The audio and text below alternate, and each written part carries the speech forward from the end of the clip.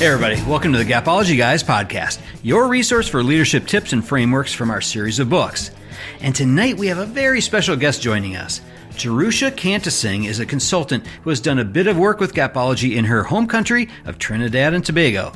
And tonight she's going to share some of what has been impactful for her clients there. This should be a super interesting conversation that I think you'll enjoy and get some practical tips for making Gapology work for you too. All right, let's go ahead and get the show rolling. Hey, Mark. Hey, Jerusha. How are you? Hi. We're well, thank you. Thank you very much. Good, Brian. That's great. Hello, I'm so excited for this episode. Hi, Mark. Oh my gosh. We've wanted to have you on. In fact, Mark's bothered me over and over and over again to try to get you on here. And I'm so glad that we were able to get you on. I know you're doing some really amazing things back home, and we're going to love to dive into all of that. But let me do a little introduction for our viewers. So we like to do this from time to time, where we bring on a guest, somebody that is experienced with Gapology, that's put it to work for them, that has some things that they can share, some insights for our other viewers. We love to do this because it sort of gets out of the normal routine of just Mark and I talking. So it's always great to have another face on here. But let me do your introduction, if that's okay. Does that sound good? Absolutely. Okay. So, and help me on the last name. So Jerusha Kantasingh. Is that right? That's right. Ooh, man, that's pretty good right off the bat. She's an experienced dental practice consultant based in Trinidad and Tobago with over 20 years of experience in leadership, team building, and operational development. She partners with dental practices to improve efficiency, elevate patient care, and strengthen practice culture for sustainable growth. As director of Intuitive Solutions Limited, Jerusha brings international experience and a strategic approach that helps practices overcome challenges and thrive in today's evolving business landscape.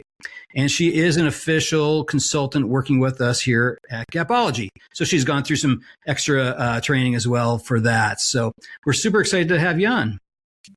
And I'm excited to be here. You guys have been doing some awesome work. I'm so proud to be a part of it. So I'm ready to answer those questions and share what I know and to lend to the whole experience. Okay, sounds perfect. Well, why don't we just kind of go back to the beginning? So where did you first hear about Gapology? Interesting story. I was scrolling, as we do, through social media, and my algorithms are set to leadership type things. So I came across this organization, and I think we've all seen it by now. This, I believe, is an HR manager, and she's going through. Someone walks into a room and says, "Can you tell me about employee performance?" And she has this big chart, and she's going through Gapology, and she's talking about the root solutions, and I did a double take, and I like due diligence. I'm really passionate about what I do, and I'm thinking, why does this make sense? And why haven't I heard about this before? Why haven't I read about this? And I'm thinking, well, this is too good to be true. Who's done this? And I looked at that reel maybe about 5 or 6 times, and I go, okay, it makes so much sense. I like the order, and I don't mind saying I'm dyslexic as well. So dissonance kills me. And this wasn't killing me. It was like it was making sense. Mm-hmm. And so I went and I looked up Gapology, wasn't expecting to find anything because if it was out there, I was supposed to know about it. So I found you guys. There were a number of podcasts, started with the first one, and I've looked at each one a number of times just so I can get those concepts and get those ideas and just to try to get more. And I thought, okay, well, I need to get even more than that. And then I graduated to the books. So that was my introduction. That was about early 2024 that I came across that video. And it's been a snowball since then because it's really exciting stuff and really changed the way I do. I do my leadership and management role. So that's me and Gapology and how I came upon it. Wow. Yeah, that's wonderful. And I think that was probably Tiffany High's video, which we were amazed to see it as well and invited her in, and she became a contributor for our 15th anniversary edition of our book. She wrote the forward. Yeah, awesome stuff. She really handled that. She was really on point with how she was discussing. She seemed really certain about how she was delivering it too, and that kind of was encouraging to see that someone was so certain about what they were doing in leadership. Yeah, absolutely. Yeah, she's definitely amazing. So when you first read the book, what sort of struck you about the book? What stood out? Can I tell you, it was simple without being simplistic. When I first got the book, I just thought maybe there was going to be 1,000 pages of really small fine print of how to get this done, like how this Gapology principle, because as you know, in social media, we get reels, we get things that last 2-3 minutes, and then we get a 30-minute podcast. So we know the book is supposed to be so very involved. If it contained this much information, it must lay something out like really strategically and completely. And I read it through and I go, it contains everything. It's all you need to know. And that is when it first struck me, like it could be so simple without being simplistic. It still contains all of the thought processes for leadership and management, all of the complex thing that went into making it that you simplified. And it would be awesome for me, is what I was thinking, if I can bring this to the field that I'm currently in, which is healthcare. Because the people I work for, or the industry that I'm in, everybody's super busy. And they need a way to get to the point very quickly and make changes very quickly, but also understand it. These are super smart guys and gals in the industry, and you have to have that elevator speech all the time for them, because they're the number one employee in their organization. So I have to have that information about why a particular thing is a particular way, why we're making a decision, how I came to this decision. So Gapology and the book and being so simple, not simplistic, I could use this, is what my thinking was. I can use this in the industry that I'm in because it's exactly what they need. Brian, I think you've got a new T-shirt. I wrote it down. But not simplistic. Yeah, I have not heard that before. Yeah, the amazing thing, Jerusha, is that it works everywhere. And we really believe that we discovered Gapology as part of, human DNA, human process, and it simply works. It works in every industry. It works with kids. It works with adults, and it's been pretty amazing for us to have been part of that discovery. We did not invent it. We found it in the top performing leaders, and it was consistent across the board, regardless of industry, company, et cetera. And it works. I think I thought about this at length. And I think what you actually did was also distill leadership. All of the thought processes, all of the thinking out there about leadership and the different ways to do it, to execute leadership. I think what you did was distill it to the finer parts of what actually works for the current day, for the times that we're currently in. We now know that if we do things strategically, what you did was go into organizations where you looked at the outcome being what we wanted. We want profitable. We want, profitable organizations where employees are happy, where the employers are happy, where things are working the way they're supposed to. So you looked at those organizations, and then you looked at the ones that were not performing in that regard.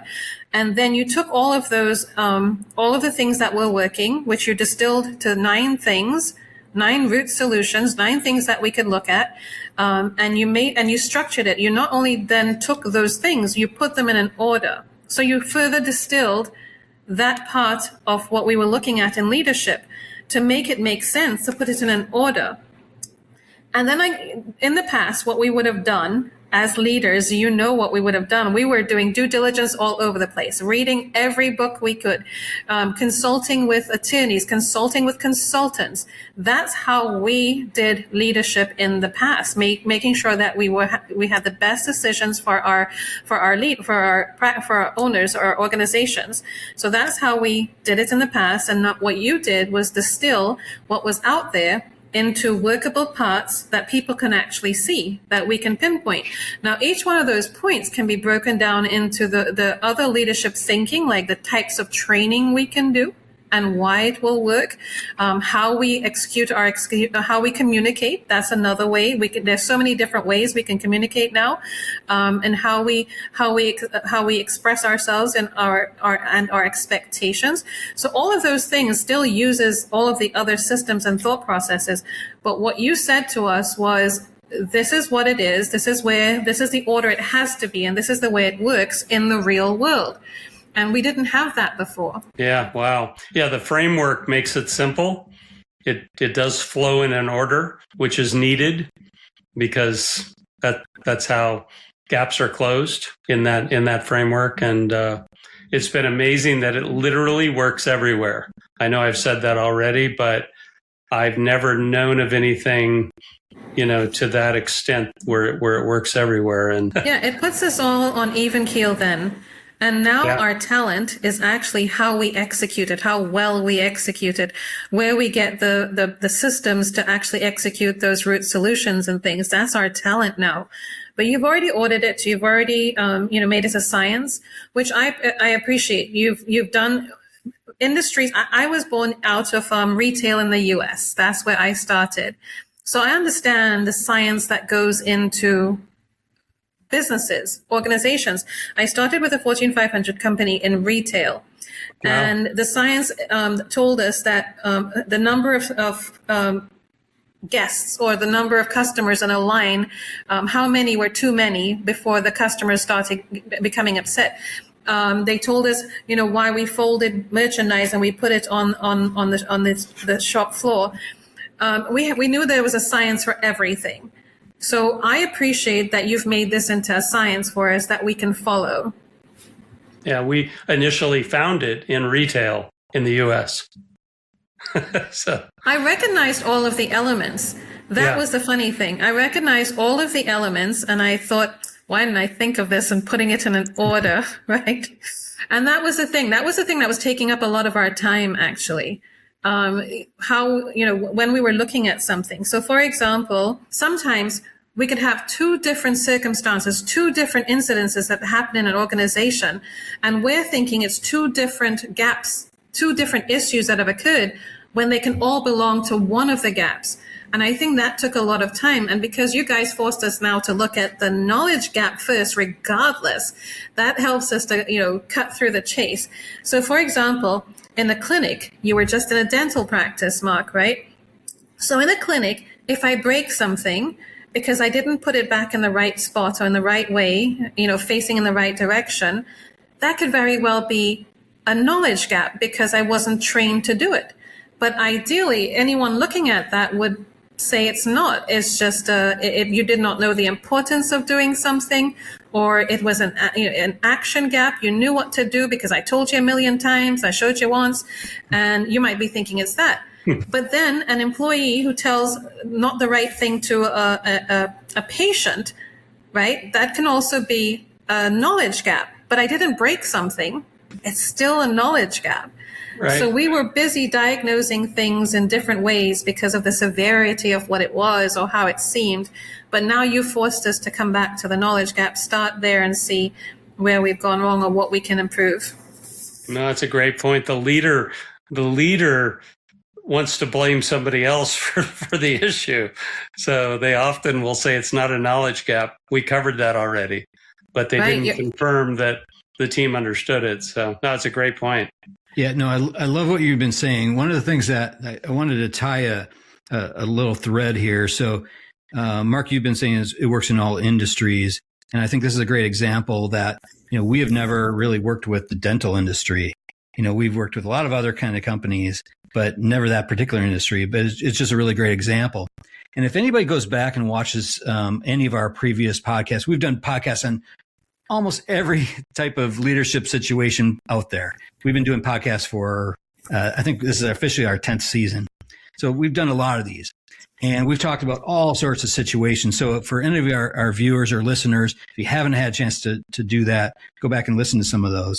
But I love how you're tying it that, you go in order, be methodical, think about that process. It is a scientific process. There is a lot of, I think, art involved with how you execute it, but follow that structure and that'll lead you to success. Yeah, if you wanted to have your own flavor to things, you can still have your own flavor to things. Sure. And that's where I'm saying our talent is what makes us good leaders. That is where it is. How creative we are with finding that training solution. How creative we are with teaching. That we still have autonomy, but there's no need to go, create something else now because we already have the order. We already have what's working in the environment. And that takes a lot of time out of the day. And let me just mention this. I'll tell you what I've done, how it's affected my organization. So last year we would enter an organization, and whether that organization had a leader or not, for us to be able to work with directly, we would engage as well. We would engage still and hope and train some of the staff members to a particular point to where they can actually continue what we trained and developed on. And we didn't think that was working 100%. We weren't achieving the benchmarks that we set for ourselves, where we wanted continuity and not that we had to be there for something to work all the time. So this year, from January 1st, we decided that we would not enter an organization until the first thing we did was train and develop a person in the organization on Gapology. How to see what we see, so they can diagnose with us. So, and then I let them know that this is a diagnosing process because we're in the industry, right? We're an industry where people are diagnosing things. And I go through the entire process with them, and I liken it to dentistry, that when we start with the knowledge gap, we're starting with the little x-rays. We're doing our diagnosis. We're doing our exam. Yeah. It gets more complex. Okay. It's not the knowledge gap because they know what to do and how to do it. So it must be another type of x-ray we need to take to delve a little bit deeper. So I liken it to the industry, and in medical as well. I say we do the vitals first, and then we go into blood tests, and then we go into imaging, things like that. So I line it because Gapology is all new. But one of the things we won't do anymore is going into an organization where we've not pinpointed a leader that we can transfer that sort of thinking to. So I spend 5 weeks, 1 hour to hour and a half per week training, and usually it's the dentist that we're doing this with. Mostly it's a dentist, but now we've graduated to where we've encouraged some practices to have practice managers on board, because you should always have for the consistency factor. So we're really excited, and Gapology has allowed us to do that. And where the habit ladder comes in, which is another famous thing from you guys, I really truly appreciate it. We're at the point where we are using it for how we execute. It's our thing for how we execute, to make sure that there's a habit before we leave, because that's what we want to have happen. So we're able to transfer in. First, we're able to have someone in the practice see what we see, to be able to find gaps and close them. Be able to use the habit ladder to get to that level of expertise they want for anything. So we're really excited about the product, or the products that you guys have given us. Awesome. Yeah, that's great. I'm glad you mentioned the habit ladder. I actually had a note to ask you about that, because you had sent me that one picture that had it listed out, and you were teaching a class. It was a wonderful picture. Oh, it was my banner. I meant to bring it today. Yeah. It's my banner. I have it. And I use it on my seminars. And when I do workshops, and I actually did it this week with a trainee, someone that we're training for the clinic. And can I tell you the reaction that I get when I'm doing Gapology and the habit ladder with people? I mean, it's amazing. The reaction from the doctors, it has changed their lives. They are so welcoming of the idea that all they have to do is to go into their organizations and find gaps. And they're going to happen. There's no organizations that gaps are not going to happen, right? But it's closer to the utopia when we can go in and find out how the day is going without having to hear things about, someone's having an off day, someone has an attitude, someone doesn't want to do what they're supposed to, the communication is poor. And the utopia is that you can now go in and say, tell me where the gaps are today. Mm-hmm. And the person that we've trained should be able to say, well, we have a performance gap in this particular area, in the knowledge gap area, because we feel that the phone skills are not translating as well as they should. This is what a patient was told. And we know it's because we've not completed the training. So we're going to get to that. And the way we're going to do it is do it in the morning huddle every day. And we're going to do some role play. So that's me communicating to a doctor what his days, how his practice is going to run today. So who wouldn't like to be in that environment where someone's taking care of the gaps, telling you how they're going to close it, and all you have to do at the end of the day is to check on that gap. Were we able to execute on that gap? Were we able to close it? What resources do you need from me? Without having to, take care of it ourselves. So it's a good day for everyone. Yeah, absolutely. And when you were talking about that, I was thinking, utopia, that would be great, right? We're always working toward that. But when you're saying that, I was thinking, Gapology is really a great tool to use proactively to prevent gaps, to try to build toward that utopia. But then when gaps occur, it can be used reactively as well. It's really a unique tool in that manner that you can use it on both sides. Absolutely. And that is absolutely true because that's what we're doing. We're introducing Gapology. We're going to prevent some from some practice teams from walking into a wall sometimes where they encounter problems after. This usually happens when they get new equipment, or actually in any organization when they're just about starting to grow. That little growth spurt. So they've been at a particular level for a long time and they feel encouraged about being able to grow. Now they have the tools, the right people in the right place, and they're wanting to grow.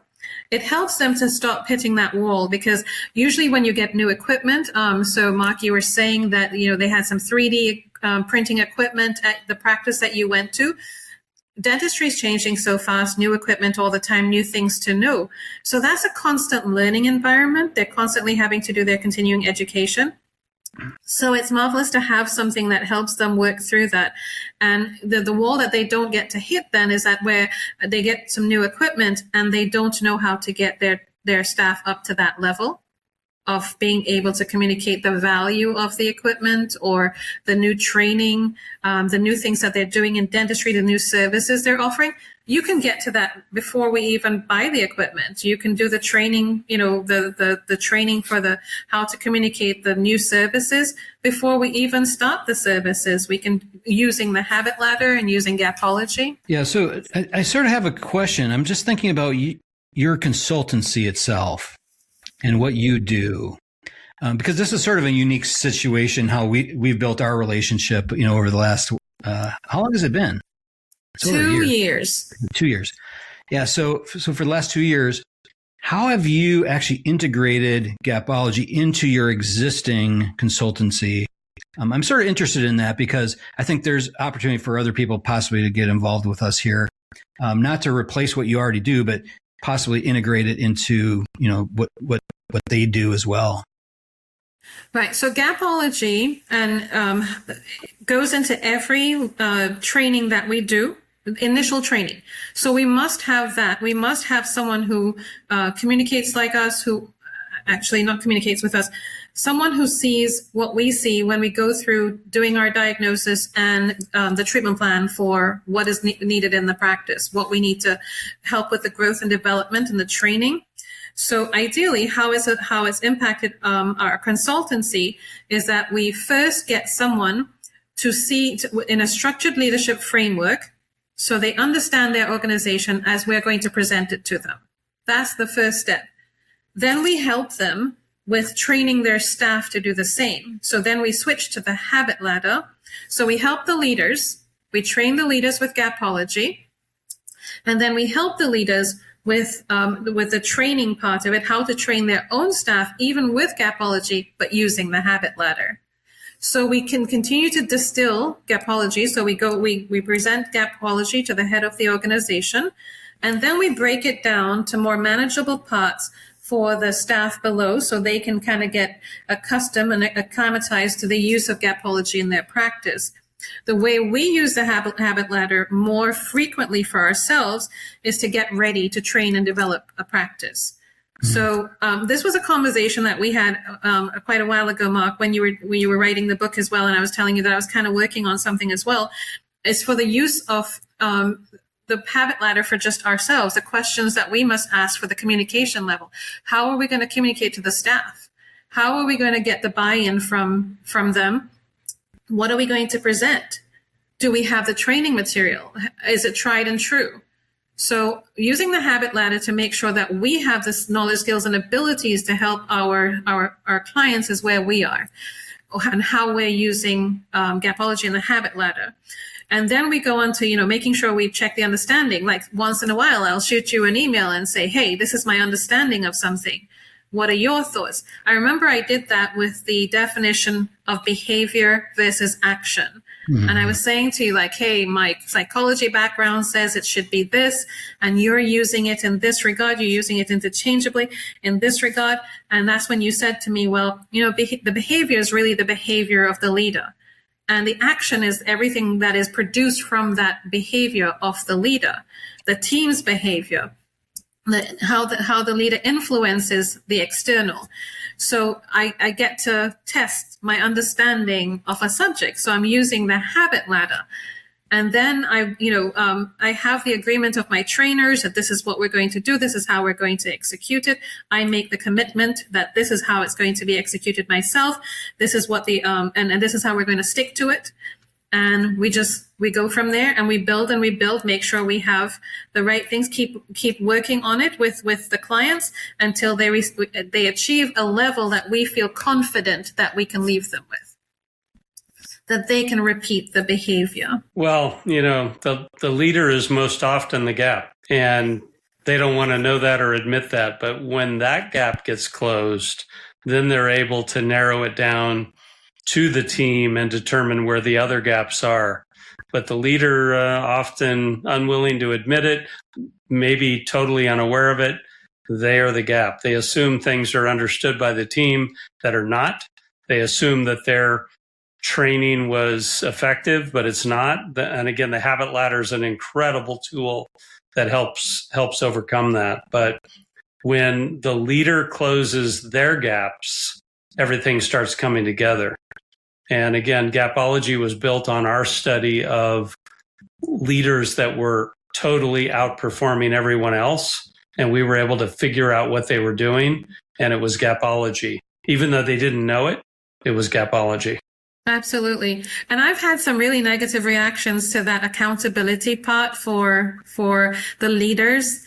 But I've been able to work through it, but I've had to temper it a little bit, and I'll say, hey, don't throw things at me. But sometimes we're the gap, right? I've had some really negative reactions, but just in being able to explain it and to show them how it becomes, and to show them the foundation where we sit, and when there's a crack in what we do and we're not performing the way we're supposed to, what happens at the top.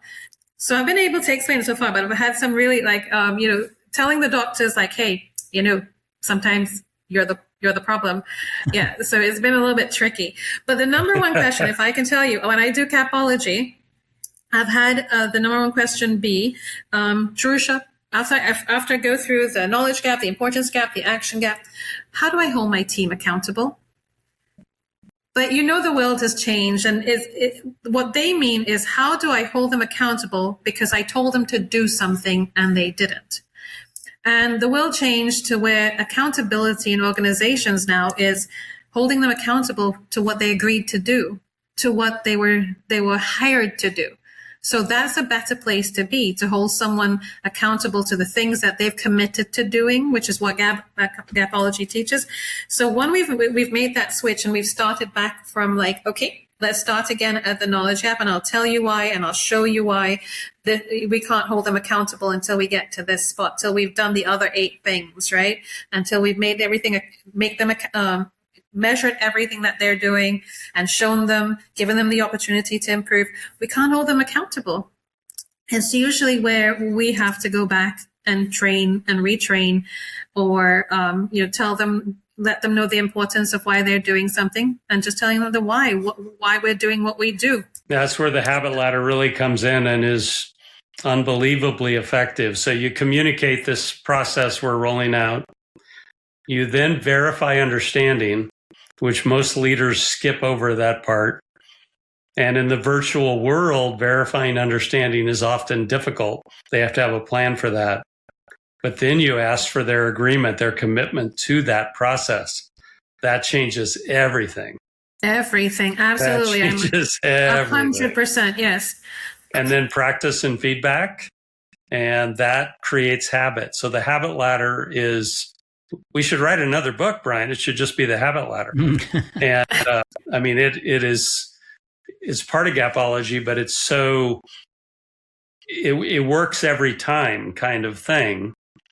You know, and leaders need it, and they often don't know it. And again, in the virtual world where you're on a screen with somebody, you need the habit ladder. You got to figure out how you're going to use it in order to get something implemented that needs to be implemented at a high level. So the thing that stands out mostly to me when I heard about the habit ladder is when you said in the podcast that you were doing, you said this is where organizations usually stop, and you were pointing to the understanding part of it. Yeah. That stands out.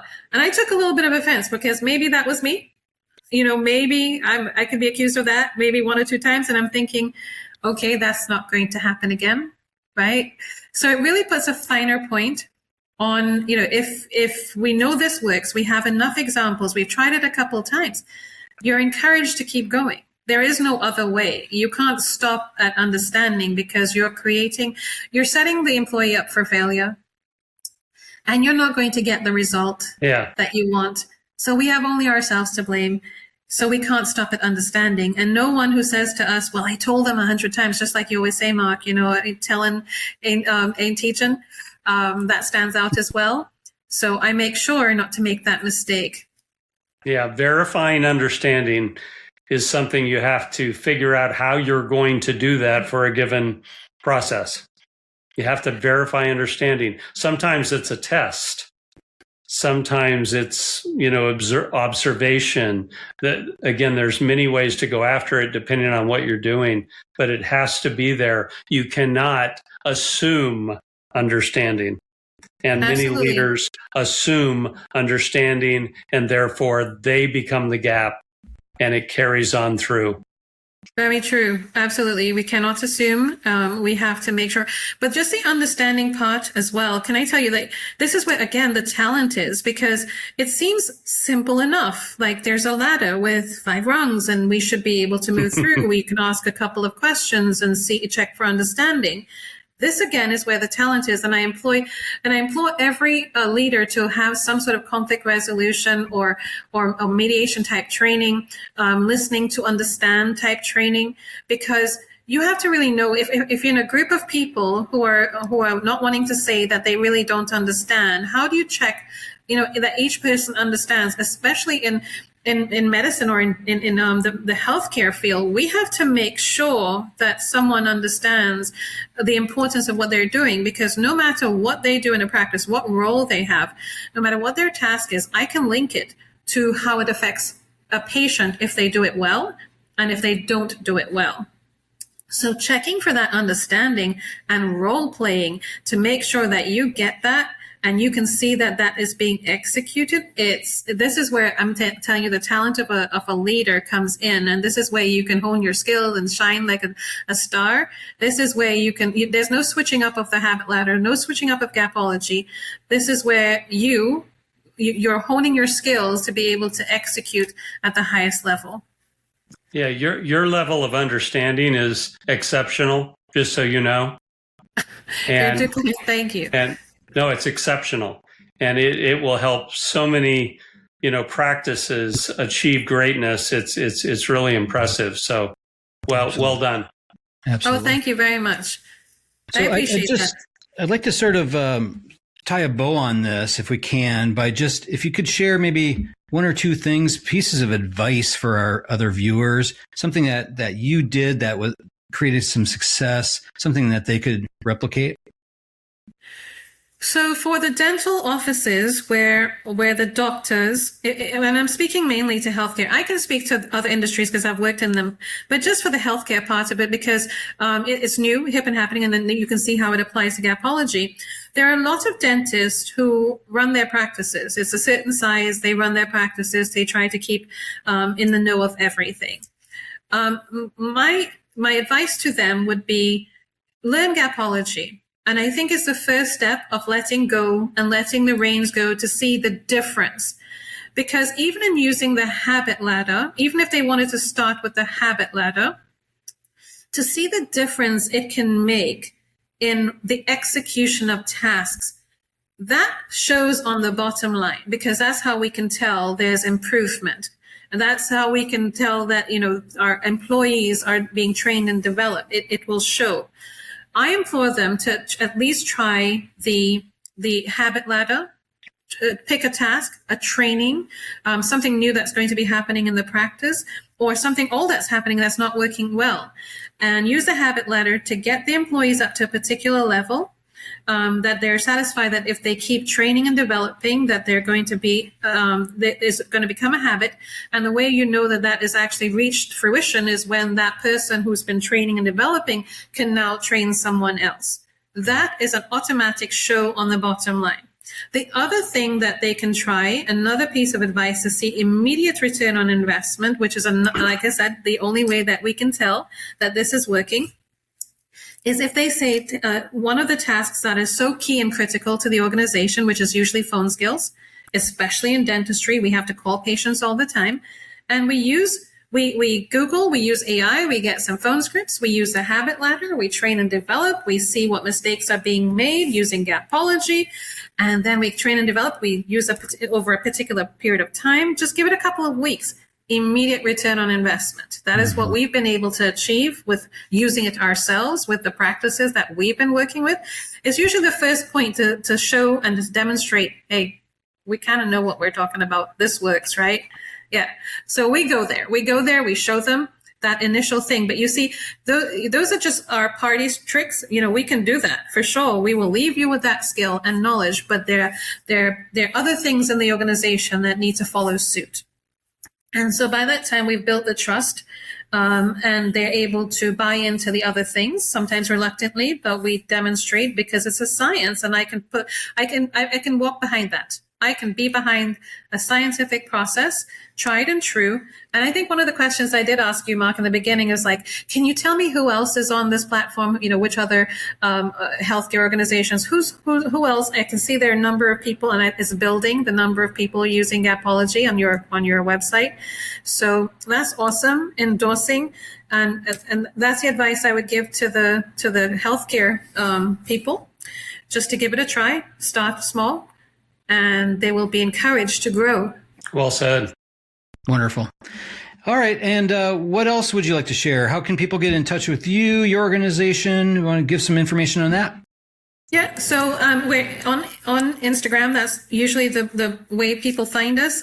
We do have a website, intuitivesolutionstt.com. That sounds perfect. Yeah, I'll just add it to the screen so all of our viewers on YouTube can go ahead and watch that. Jerusha, thank you so much for this time. It was wonderful catching up, hearing about your excellent success there. We're very proud of you.